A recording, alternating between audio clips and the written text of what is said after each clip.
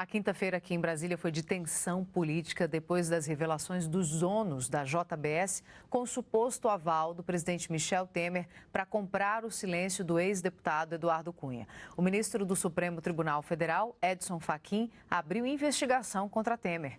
Michel Temer cancelou a agenda, recebeu aliados antes de garantir que não vai renunciar. E há pouco foi liberado o áudio dessa conversa. O repórter Paulo Leite acompanhou as repercussões em torno do presidente. Boa noite, Paulo. Eu, Samba Catiúcia, boa noite a todos. Foi um dia de longas e muitas reuniões aqui no Palácio Planalto. O presidente Temer cancelou alguns encontros, mesmo assim recebeu muita gente. Só de ministros foram pelo menos 14.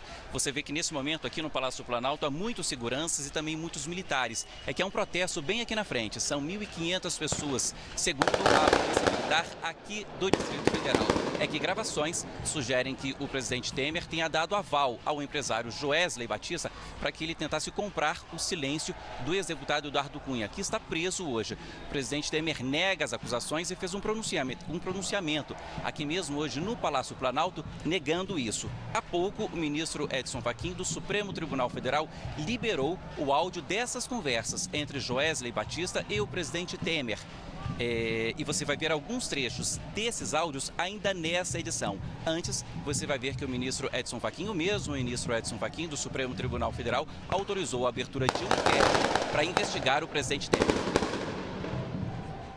A partir de agora, Temer vai ser investigado. Se a Procuradoria entender que há provas contra o presidente, faz a denúncia. E se a Justiça aceitar essa denúncia, ele vira réu. A Constituição não permite que o presidente seja responsabilizado por atos estranhos ao exercício de suas funções, ou seja, fora do mandato. Mas os atos ilegais teriam sido praticados há 2 meses, portanto, já na gestão Temer. Segundo o jornal O Globo, o empresário Joesley Batista, dono da JBS, gravou uma conversa que teve com o presidente Temer no dia 7 de março deste ano. No encontro, no Palácio do Jaburu, Joesley teria dito a Temer que estava pagando mesada ao ex-presidente da Câmara, Eduardo Cunha, para que ele ficasse calado.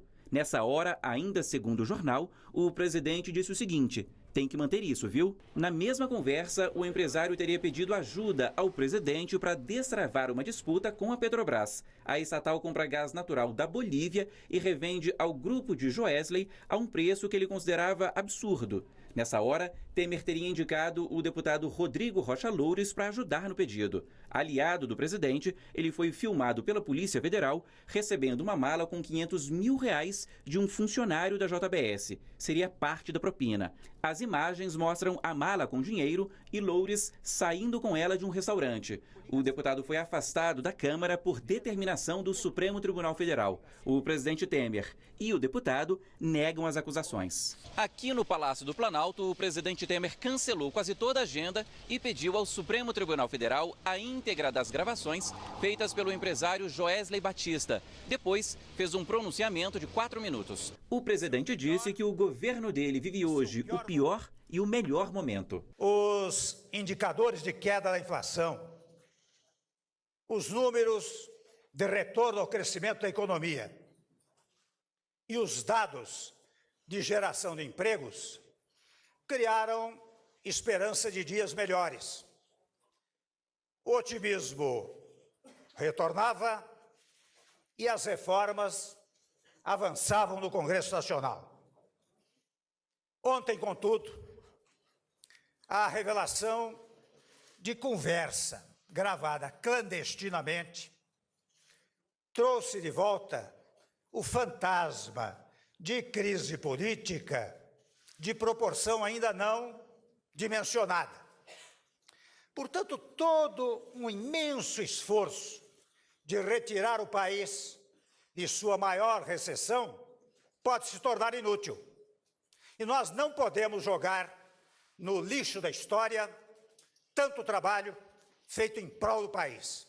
Na sequência, reforçou que não comprou o silêncio de ninguém, em referência a Eduardo Cunha. Em nenhum momento autorizei que pagassem a quem quer que seja para ficar calado. Não comprei o silêncio de ninguém, por uma razão singelíssima, exata e precisamente porque não temos nenhuma delação. E garantiu que não renuncia. Quero registrar enfaticamente a investigação pedida pelo Supremo Tribunal Federal será território onde surgirão todas as explicações.